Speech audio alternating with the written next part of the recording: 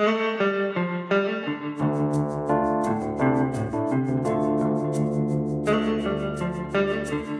mom was my high school music teacher, and she had a lot of really good ideas. She taught me how to do music, and I might not be the best testimony to her skill, but I'm marginally competent, C-. That's pretty good. I can vaguely read music still from all the stuff that she taught me. One of the things that was fun was tormenting my mom a little bit as a student in her classes, and she was pretty good about playing along with it. But every now and then she would do something. I'd be like, Mom, you're kind of killing me right now. And I don't know why she thought this was a good idea, but my high school choir class one day, there was something going on. We couldn't sing. And so we were at like a shortened period. We were in there for like 30 minutes. I don't know, whatever. And so she had us watch the Buttercream Gang.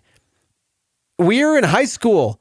This is in the age of grunge and flannels tied around your waist and been there, done that, mad at my dad irony. And she had us watch the Buttercream Gang. Everyone felt uncomfortable. And the message of the Buttercream Gang, and if you don't know what this is, this is Christian pop culture from multiple decades ago. It is like a nice after-school special with Christian values instead of just don't do drugs values like what they had on the ABC after-school specials. And so in this one, the message was, nobody can steal from you if you just give them your things. And so the Buttercream Gang, they got this hideout, and then the bullies come along, and you can tell they're bad because their shirts aren't tucked in. And they're like, hey, give me your lunch money. And then Kyle, I don't know any of their names, is like, well, you know, the Bible says that if I just give you my lunch money, I'm doing what Jesus wants. And they all would just like give away their stuff. And then the bullies were like, I don't know what to do. How could I become a Christian and accept Jesus? And they all changed. And we all made fun of it and thought it was real stupid. But obviously it stuck with me. So I guess Mom gets the last laugh on that one. But I don't know. Is that what you're actually supposed to do? Just give away all of your stuff? Well, there's a very smart guy in church history named Augustine of Hippo. He's actually like one of the elite theological brains from all of the history of theology.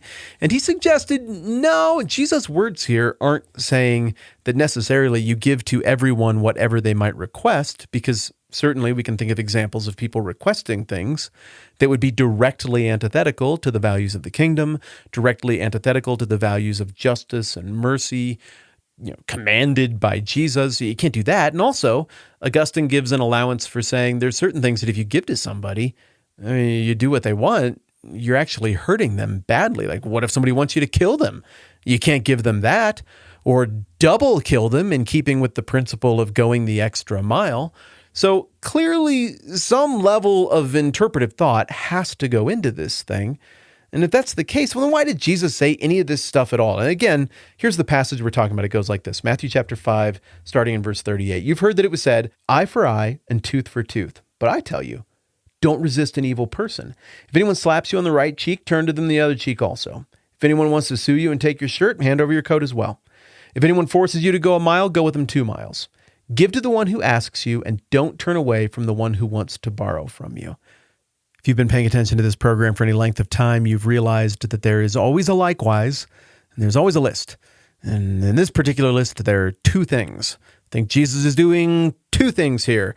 Number 1, he's advocating for radical kingdom values. Remember, Jesus isn't making a new 10 commandments here. The Beatitudes were not a new 10 commandments.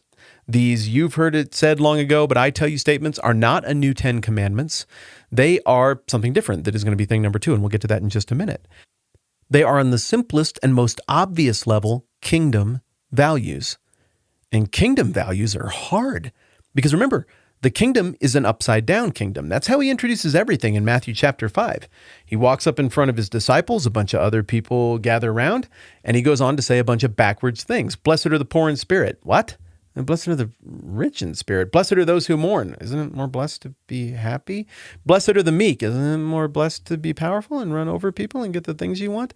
Blessed are those who hunger and thirst for righteousness. Isn't it more blessed to be ambitious and hunger and thirst for success? Blessed are the merciful. Isn't it more blessed to win at things? Blessed are the pure in heart. Isn't it more blessed to be knowing and witty and street smart and know how to navigate the things of this world? Blessed are the peacemakers. Isn't it more blessed to know how to run over people and play court politics when you need to? Blessed are those who are persecuted because of righteousness. Isn't it more blessed to be not persecuted? And so we get to the end of all these statements, all of which come with a reciprocal reward for these things that seem like they wouldn't be good. And the only logical conclusion is Jesus is describing something that is backwards from everything you think. All the values are backwards. The currencies that we trade in, money, power, sex, fame, all of that is flipped around toward humility and grace and generosity and forgiveness. And this is a very different deal. And so as Jesus is explaining this beautiful upside down kingdom, and he gets into the "you've heard it said, but I tell you that" statements on murder, adultery, divorce, oaths, revenge, which we're on now. What we got to remember first and foremost is he is playing out for people what it looks like to live out these upside down kingdom values. You do things that are counterintuitive for getting ahead in the physical world, where we assume that the entire point of life is that you go to work so that you can get money, so that you can get food and drink, so that you can convert that to urine and feces, so that you can have an empty stomach to go back to work and have enough energy to get through the workday so that you can get more money. And then again, repeat the process with the urine and the feces and so on and so forth until you achieve some things and maybe some people like you and you feel good for a little while and then you die. Well, based on those standards, yeah, you better run over some people. If you want to make some world kingdom omelets, you're going to have to break a few eggs. But on kingdom standards, this take on revenge actually makes a lot of sense. God will handle the revenging. He's very, very good at it. His judgment is perfect. You don't want to step into that role and screw it up, or else then you got to own that. So instead, we're going to go with this almost rejectionist mindset that says the things of the world kingdom aren't really real things. There's a truer, realer thing, and that is going to be where my treasure and my heart lie, which is a preview of stuff that Jesus is going to talk about in Matthew 6:19. So just put a mental finger in that spot, and we're going to come back to it. So the eye for the eye thing on the most basic level is these are kingdom values in action. It's getting weirder, isn't it? Like, it's not that shocking to be like, kingdom values in action, don't hate people. Fine. Kingdom values in action, don't look on other people with lust. Yeah, okay. Kingdom values in action, doing fancy paperwork doesn't make horrible, immoral things. Okay. All right. Kingdom values in action, just saying a whole bunch of words and making gesticulations and oaths and promises doesn't make your lying any less lying. It's lying. You got to tell the truth. Yes, yes, no, no.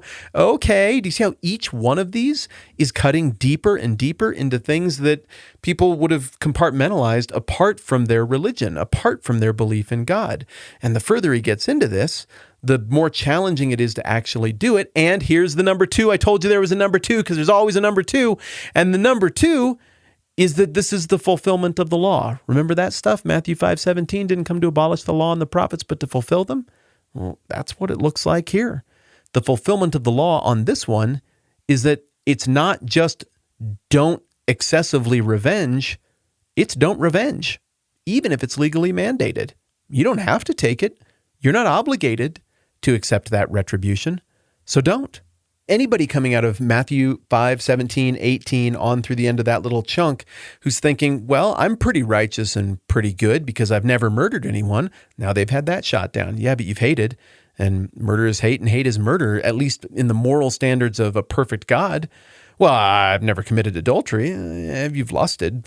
Same difference in the moral standards of a perfect God. Maybe not the same world consequences, but in terms of your insufficiency before God, it makes you just as imperfect before God as adultery. Yikes. Well, I did all the proper paperwork when I abandoned my wife and upgraded to a cheaper, younger model. You may have dotted all the I's and crossed all the T's on your paperwork, but you were wrong and sinful in shafting another person. Well, I said all the right code words when I lied. And Jesus again is saying, fulfillment of the law. No, even if you did all of the right gestures and ovations while you were lying, that's still lying. By the time he gets to this eye for an eye stuff, this revenge stuff, I don't think anybody in the room is still like, well, I guess I'm pretty good. Because he's fulfilled the law so dang much that everybody's fulfilled right out of any illusions they had of their own awesomeness. Everyone at this point is feeling guilt, and if that's not enough, wait till you get to the next one. Oh my goodness. I don't care how squeaky clean and awesome you are. I don't care how many plaques you got from Sunday school or Awana for being the Christianest of all the Christians. This passage is going to take a gigantic dump on you when we get to the next one about loving your enemies. So the two things that are happening here is that, one, Jesus is pointing out what kingdom values look like in action, and it's shocking. 2, Jesus is continuing on this theme of fulfillment of the law, and that fulfillment of the law demonstrates that all of our I didn't do a bad thing negative orientation to the law is insufficient. And when we start to look at this from a positive proactive orientation, which is it's not just that I'm not supposed to take excessive revenge, it's not even just that I'm not supposed to take proportionate revenge, I'm actually supposed to turn the other cheek. I'm supposed to give to my enemy and serve the person who's trying to take advantage of me. Yikes! When you get to that level of Jesus' proactive fulfillment of the law, everybody comes up wanting. And again, the temptation here is going to be to say, so I guess we're all just completely hosed. What are we supposed to do? The point is not to despair. Sneaking ahead here, the point is to turn to Jesus in desperation. But we're going to let him finish fleshing out that idea with this last one that is just crushing. In sum, kingdom values, fulfillment of the law. Is this an absolutely literal prescription? Well, no, that would run contrary to a whole bunch of the other things that Jesus teaches.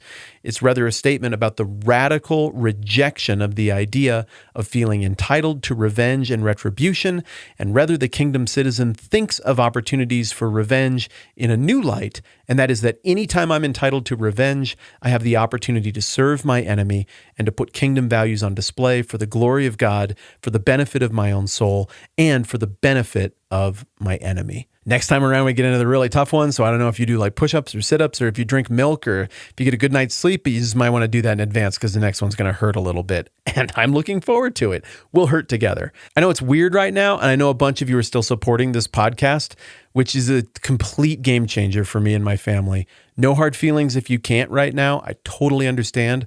But for those of you who've been able to hang in, it's a world of difference for us, and I can't thank you enough. Matt, this is a 10-Minute Bible Hour podcast. Let's do it again soon.